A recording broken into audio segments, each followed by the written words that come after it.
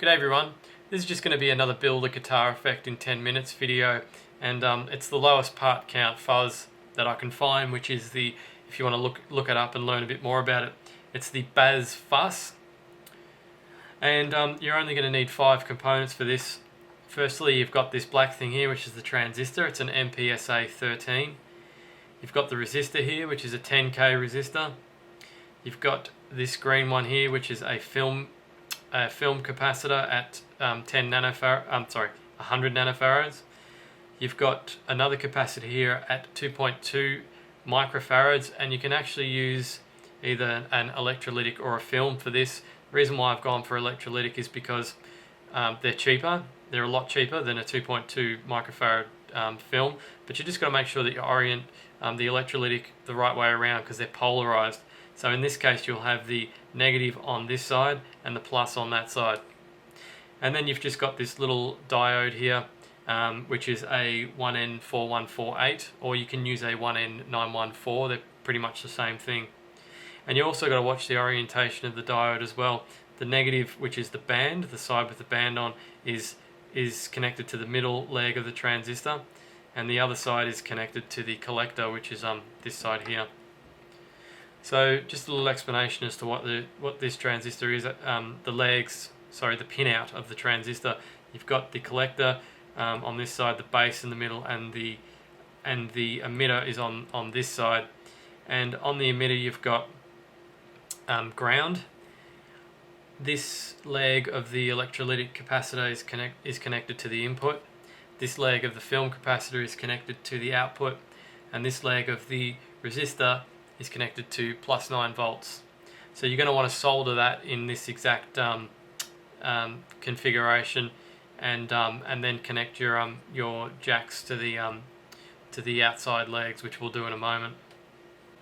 You can either solder them directly, just exactly how I've got them like this. If you're not familiar with electronics and you just want to get something going, just make sure you don't bridge anything amongst these legs, that you connect them properly, and don't heat them up too much because you might damage the components. So try and be quick when you do it. Or you can use Vero board, or some of the eyelet board as well would probably work, because there's only sort of these few spots that you're going to connect to. So once you've soldered it up, it should look like this.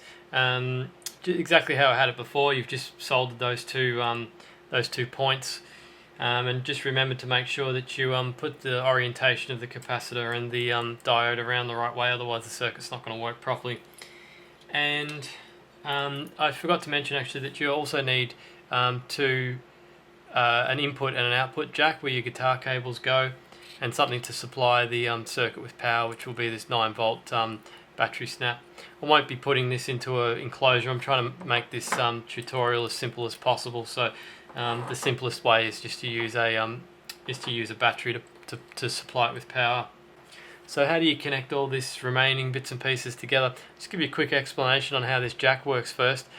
Basically, if you look at it side on, you'll see that there's a lug here, a connector bit here that connects to the tip of your guitar signal. That's your input or your output, and if you just follow that around, you'll work out, like look at your jack side on, you can see that it's kind of like a sandwich. You can work out which one of these two lugs here is connected to the tip, and whichever one's left is the shield. So to finish this off, basically you need to connect 4 grounds together. You've got one ground that's the spare leg of the transistor. You've got the ground on your battery snap, and you've got the 2 shields that I just explained how to work out which one the shield is and which one's the input and output. So connect those 4 things together. It doesn't matter how you do it as long as they're all connected together. And then you've got plus 9 volts, which you'll connect the plus of the battery, and that's connected to the 10k resistor there. And you've got the input and output, and this electrolytic is the input, and the film is the output, and they connect to. You can just pick either jack that you want to use for your input and output, and just work out which one, like I was saying before, which one of these 2 lugs is connected to the tip bit here. So that's the finish effect. It's not the most attractive thing that you're going to see, but that was not the point of the video. The point of the video was to make the easiest fuzz that I could possibly think of, and this has to be it, being a point-to-point soldered Bazz fuzz. I just wanted to insert a cautionary note here, actually, something I forgot to mention. When you first plug in the pedal, just make sure that your volume on your guitar is down low, and in fact I'd probably just leave it on low, because there's a lot of volume that comes out of this pedal, and there's no volume control on this particular version, so you're not going to be able to control it, and it's quite loud. So just be careful when you plug it in, that your amp's down, pretty much down minimum, and just slowly turn it up to test it. So there's plenty of information on the Bazz Fuzz out there. Just do some Googling if you want some more information about it. There's plenty of mods and more advanced versions of it, and etc, etc. If you want more information about do-it-yourself guitar pedals and clone demos and guitar pedal electronic videos, make sure you subscribe to my channel and check out my channel. I've got plenty of videos on the topic. So thanks for watching, and don't forget to subscribe.